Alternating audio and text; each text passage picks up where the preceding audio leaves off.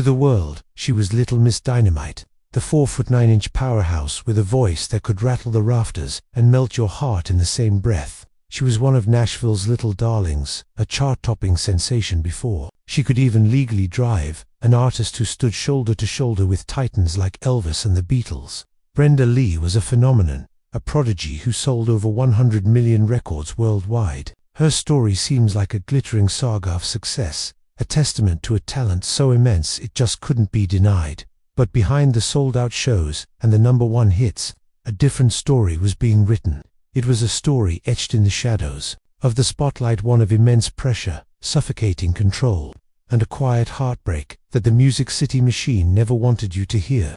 For decades, the full truth was veiled by the very industry that built her. Now, at 80 years old, with a lifetime of perspective and nothing left to prove, Brenda Lee is finally ready to reveal what Nashville really did to its little darling. This isn't just the story of a music legend, it's the story of a survivor. Before the name Brenda Lee became synonymous with stardom, there was Brenda Mae Apply, a little girl born into the charity ward of an Atlanta hospital. Her arrival was a fight from the very beginning. Weighing just 4 pounds 11 ounces, she was a tiny soul in a world that felt overwhelmingly large. The Tarpley family lived a life defined by scarcity. They were poor, moving between rented homes as her father, a carpenter, struggled to find steady work. Her mother worked grueling 14 to 16-hour days in the Georgia cotton mills to help make ends meet. There was no car, no excess, just the constant, grinding reality of poverty. But in this world of hardship, there was a spark. From the time she was a baby, Brenda could sing. Her mother would stand her on the counter of the local candy store, and the tiny 3-year-old would captivate everyone with her voice. Music wasn't a hobby, it was an escape, a language she understood better than any other. By age 6, she was already winning local talent contests. Her voice was a force of nature, powerful, mature, and soul-stirring instrument that seemed impossible coming from such a small child. It was a gift, but very quickly, that gift would become a burden. When Brenda was just 8, tragedy struck. Her father was killed in a devastating construction accident. The family's already precarious world shattered. The modest income he brought in was gone, and the weight of survival fell squarely on her mother's shoulders, and fatefully, on Brenda herself. Her singing, once a source of simple joy, was no longer a childhood pastime. It became a necessity. At an age when other kids were worried about school and games, Brenda Lee became the primary breadwinner for her family. Every performance, every local radio spot, every dime she earned went to keeping a roof over their heads. Looking back, she acknowledges this unspoken pressure that defined her youth. While she says she never felt forced, the truth was unavoidable. Her family's survival was linked to the strength of her young voice. The applause wasn't just for a good performance, it was for their continued existence. The journey to Nashville began with a single, explosive moment. In 1956, a 10-year-old Brenda Lee got the chance to meet country superstar Red Foley, the host of the nationally televised Ozark Jubilee. He was blown away by the force of nature standing before him.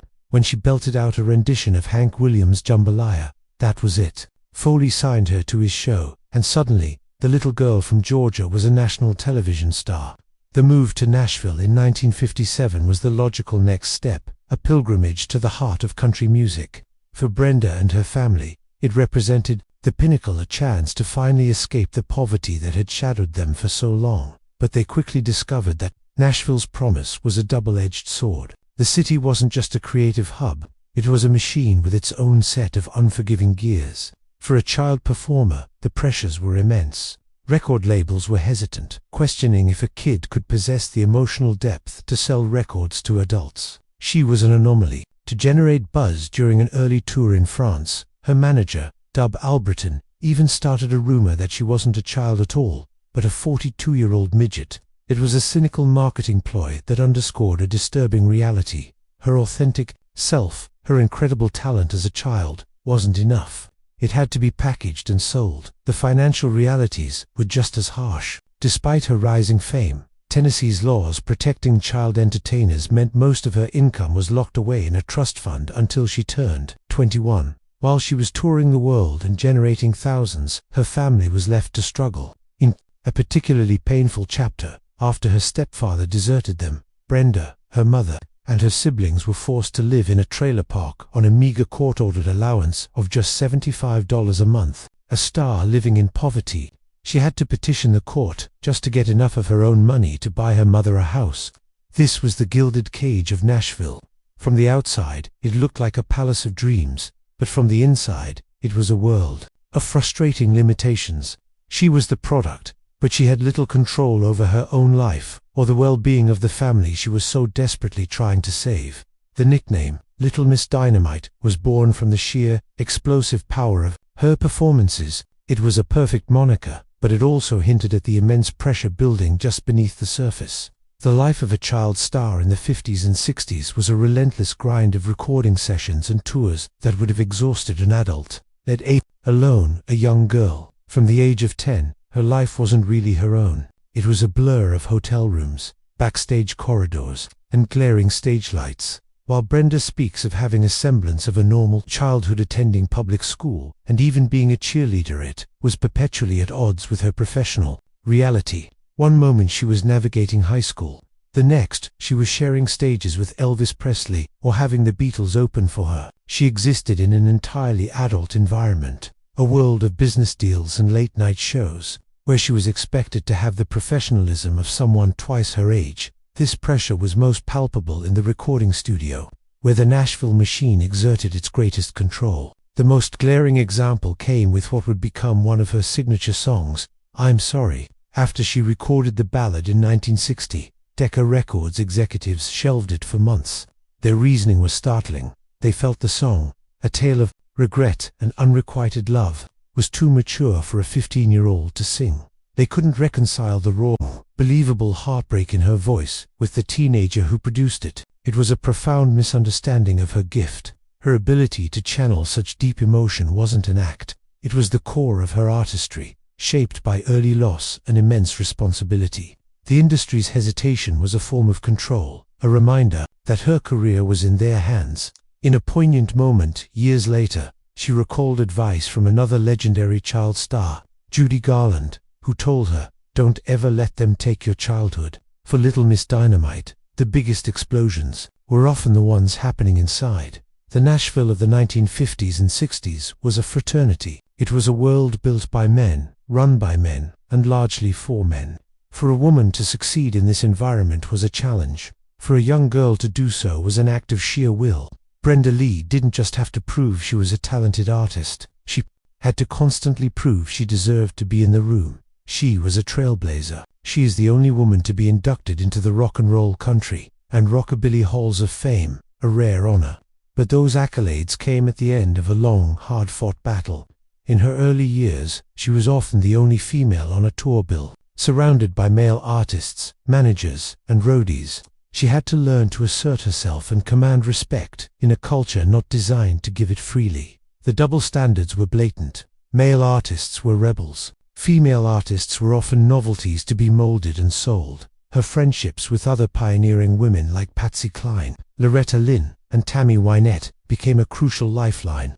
They were a small sorority of survivors who understood the unique pressures they faced. Brenda often spoke of the grueling reality behind the glamorous facade. The real work wasn't the 2 hours on stage. The real work was getting off that stage, taking off the makeup, and getting back on a bus for a 1,000-mile trip to the next gig. That was the grind that wore you down. Even her incredible versatility was often viewed through a male-dominated lens. It was her manager, Dub Alberton, and her producer, Owen Bradley, who guided her career path. While their guidance was often invaluable, it was also emblematic of the era. The decisions about her artistic direction were made by the men around her. Alberton, for example, believed rock and roll was just a fad and pushed her towards pop. Brenda had to navigate these decisions, infusing her own undeniable talent into the paths laid out for her. Her success was a testament not just to her adaptability, but to her quiet resilience in a system that wasn't built for her.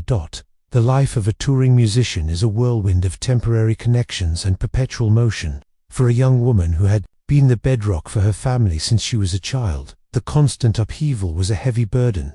But in 1962, at a Jackie Wilson and Bo Diddley concert in Nashville, Brenda Lee found her anchor. His name was Ronnie Shacklett. She was just 17 when she saw him, and She was just 17 when she saw him and, in a move of uncharacteristic boldness, wrote him a note and told him to call her. Their connection was immediate. 6 months later, they eloped. The decision sent shockwaves through her inner circle. Brenda was at the absolute peak of her career. To her family and management, marriage at 18 seemed like a reckless, career-ending move. The disapproval was so strong that not a single member of her family attended the wedding. She was the golden goose, and they feared this marriage would jeopardize everything. She even kept the engagement ring hidden for 3 months, terrified to tell her mother, but Brenda's instincts were right. In Ronnie, she found not a distraction, but a shield. In the often predatory world of the music business, he became her protector, providing the stability she had never truly known. He wasn't invested in Brenda Lee the star, but in Brenda May the person. While her career continued to soar, her marriage to Ronnie and the birth of their 2 daughters grounded her, giving her a sanctuary away from the demands of fame. Their partnership became one of the most enduring in music history. When asked the secret to their long marriage, Brenda's answer was simple: loyalty. In a life defined by the pressures of Nashville, her marriage was the one thing that was entirely her own, a defiant act of personal happiness in the face of professional control. In the late 1950s, a seismic shift was occurring in Music City. With rock and roll exploding, traditional country music sales were faltering. In response, visionary producers like Chet Atkins and Owen Bradley engineered a solution: the Nashville sound. The formula was revolutionary. Strip away the rougher elements of country, the fiddles and steel guitars, and replace them with the sophisticated textures of pop, like lush strings and smooth backing vocals. When asked to define it, Chet Atkins famously jingled the change in his pocket and said, "That's what it is. It's the sound of money." Brenda Lee, with her powerhouse voice and pop sensibilities, was the perfect vessel for this new sound. Under the masterful production of Owen Bradley, who became a father figure to her, she became one of its most successful ambassadors. Songs like I'm Sorry and All Alone were quintessential Nashville sound, blending country's emotional core with pop's universal appeal. This style catapulted her to international superstardom and made her one of the biggest-selling artists of the 1960s. On the surface, it was a perfect marriage. Bradley created a comfortable environment for her. For the recording of Rockin' Around the Christmas Tree, he famously decorated the July studio with a Christmas tree to set the mood for the teenage singer. But the Nashville sound, for all its success, was also a kind of velvet handcuff. It was a formula designed to be commercial, which meant smoothing out the raw edges that gave rockabilly its thrilling danger. Her career was shaped by this commercial imperative, steering her away from rock and toward market-friendly pop. It wasn't until the 1970s, when she returned to her country roots with songs like Nobody Wins, that she found a new wave of success. The Nashville sound had made her a global icon, but it also defined her path so clearly that she had to fight to find her way back to the raw, unfiltered artist she had been all along. As the decades rolled by, Brenda Lee's status in Nashville transformed. The child prodigy became an institution. She was no longer just a star. She was royalty, the unofficial mayor of Music City. Her career demonstrated a durability that was almost unheard of, charting hits across 5 decades. She became a pillar of the community, a mentor to younger artists, and a constant, revered presence at industry events. Her influence is undeniable, cited by artists from Tanya Tucker and Keith Urban to Pat Benatar and Taylor Swift. She kicked down doors for women in music, proving a female artist could be a commercial force, a rock pioneer, and a country queen all at once. She survived the British invasion, the changing tides of pop, and the fickle nature of fame itself. Her longevity is a testament to her immense talent and chameleon-like ability to adapt. But beneath this celebrated image, a quiet narrative of endurance persisted. For decades, Brenda remained largely silent about the true pressures of her early years: the poverty, the weight of being a breadwinner, the industry's control. In interviews, she consistently projected gratitude, focusing on the positive. This wasn't a lie, but it was an incomplete truth, the polished, Nashville-approved version of her story. This silence was, perhaps, the ultimate act of self-preservation. In an industry that thrives on image, revealing the darker underbelly could have been seen as ungrateful. She had learned early on to be professional, to be the Little Miss Dynamite everyone expected. And so, she held her story close, protecting it and herself. The world saw the triumphant survivor, but only she knew the full cost of the crown. In 2023, something remarkable happened. 65 years after it was recorded, "Rockin' Around the Christmas Tree" finally hit #1 on the Billboard Hot 100. At 78, Brenda Lee became the oldest artist in history to top the chart, a record-breaking achievement that thrust her back into the global spotlight. This renewed attention, combined with the perspective that comes with turning 80, created a space for a new candor. Recent interviews and the 2024 PBS documentary, Brenda Lee, Rockin' Around, saw her speak more openly about the realities of her journey. She discussed the poverty of her youth and how her talent became the family's lifeline.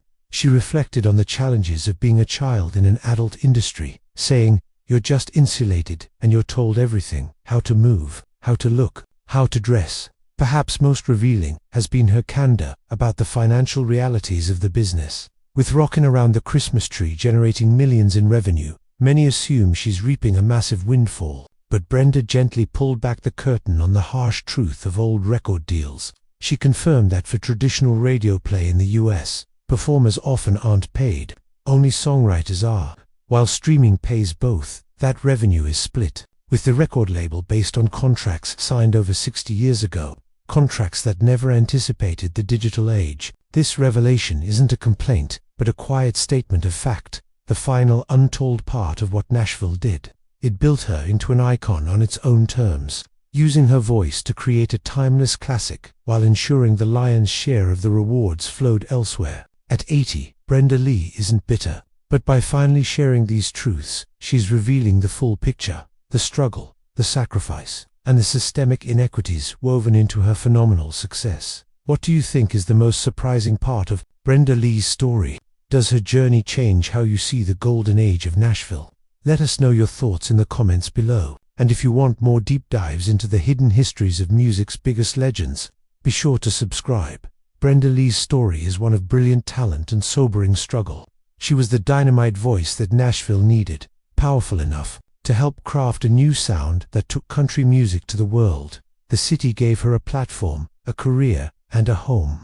But it also exacted a heavy price. It demanded her childhood, controlled her image, and built a system where the fruits of her labor were never entirely her own. For decades, she played the part of the grateful darling, but the final act of her incredible career may be her most powerful. By breaking her silence, Brenda Lee has revealed the profound resilience required to not only succeed in Nashville, but to survive it. She has reclaimed her own narrative, ensuring that future generations will know the full story behind the little girl with the giant voice's story of what Nashville did for her and what it ultimately did to her.